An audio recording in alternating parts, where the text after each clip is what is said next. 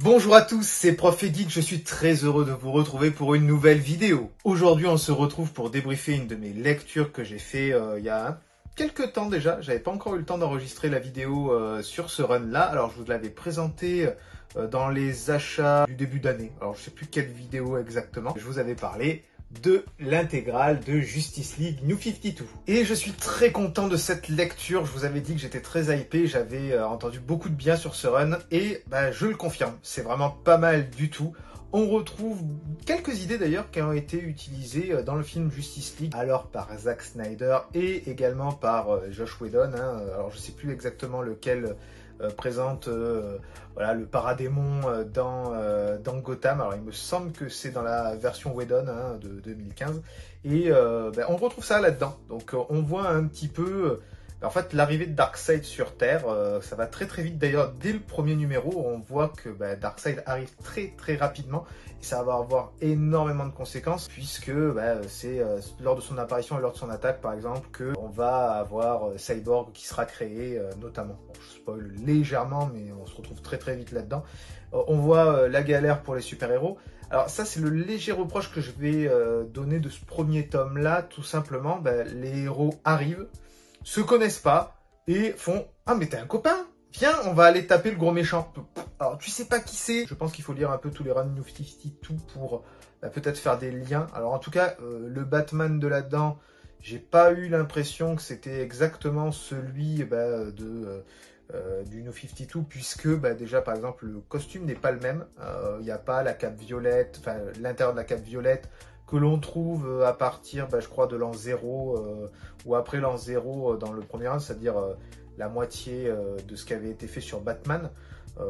Après, j'avais pas lu les autres œuvres de New 52 sur les personnages parce que je les ai pas. Donc, je sais pas comment sont présentés Flash, Wonder Woman, etc. Là, en tout cas, j'ai trouvé que la manière, de les assembler était vraiment, c'est au forceps. C'est un petit peu dommage.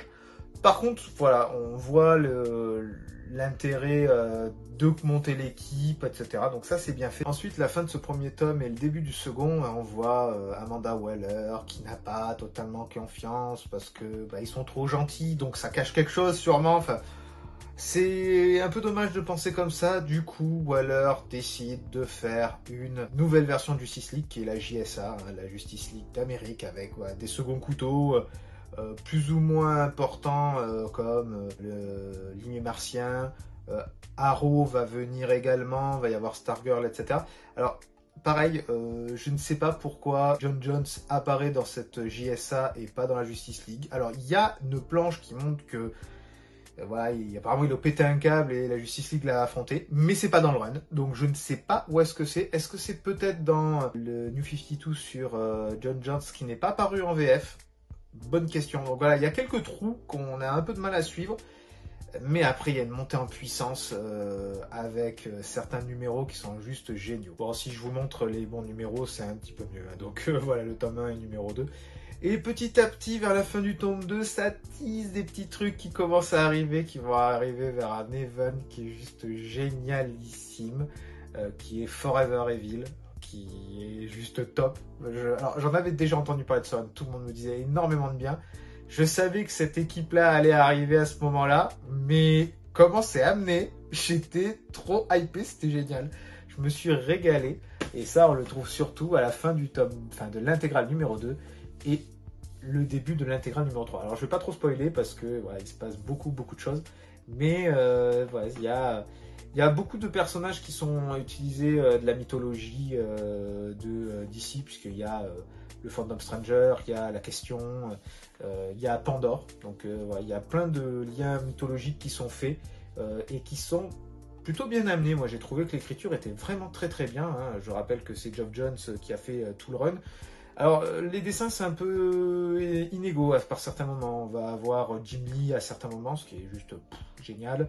Tu vas avoir Ivan Reis qui est un peu moins bien pour moi, par exemple. Enfin, moi, J'ai déjà eu des gens qui m'ont dit ah, Ivan Reis c'est génial au niveau du dessin. Moi j'aime pas trop, je trouve que les visages c'est pas ouf. Heureusement à la fin il y a Jason Fabok qui arrive dans la dernière intégrale et là le dessin ça décolle, c'est juste magique. Et la dernière intégrale là c'est l'apothéose. Il y a la fin de Forever Evil, il y a tout le cheminement pour l'arrivée du grand méchant de nouveau. Et voilà, il y a le combat final. Je m'attendais vraiment pas à la façon dont c'est amené. Il y a eu des idées. Plutôt que de ramener un grand méchant, on va amener un antagoniste super en plus qui va faire peser son poids dans la balance. Et je pensais pas à celui-là. C'était très très bien mené. Et voilà, il y a une très très bonne construction. Honnêtement, le tome 1, ça pose les bases. Tome 2, j'ai moins aimé avec la JSA qui prend de la place pour pas forcément grand chose, j'ai trouvé. Après, le tome 3, c'est génial avec Forever Evil et tout ce qui en découle. Et le tome 4, il y a des bonnes idées, il y en a des moins bonnes. J'étais surpris par la fin. Il y a des révélations qui sont faites pour un peu chaque personnage qui sont, pour certains, vraiment très très surprenants.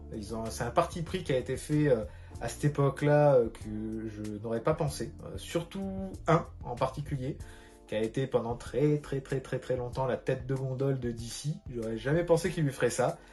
Et finalement, ils l'ont fait. Alors, il paraît que c'était lié à son run New 52 qui était pas très bien apparemment.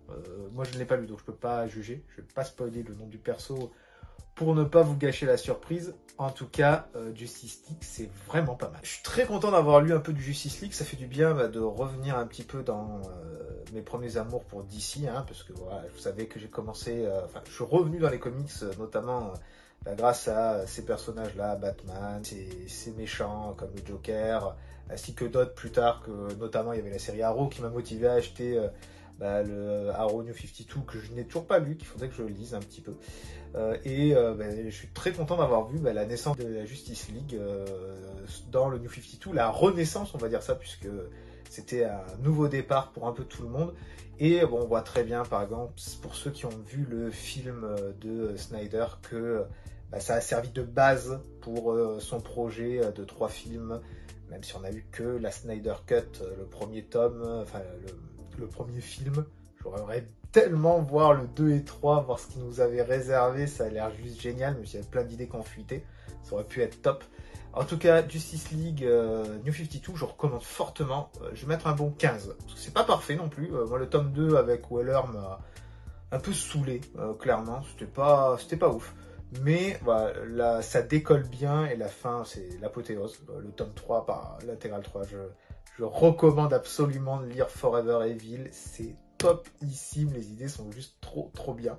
Et c'est bien amené, les dessins sont quand même assez bien tout le long, même s'il y a des hauts et des bas. Il y a Pierre Ivan Reis, clairement, qui a dessiné là-dessus. Mais voilà, le scénario, c'est très bien. Geoff Johns nous livre une très bonne idée de A à Z, donc moi j'en suis très content, je le recommande fortement. La vidéo touche à sa fin, j'espère qu'elle vous aura plu.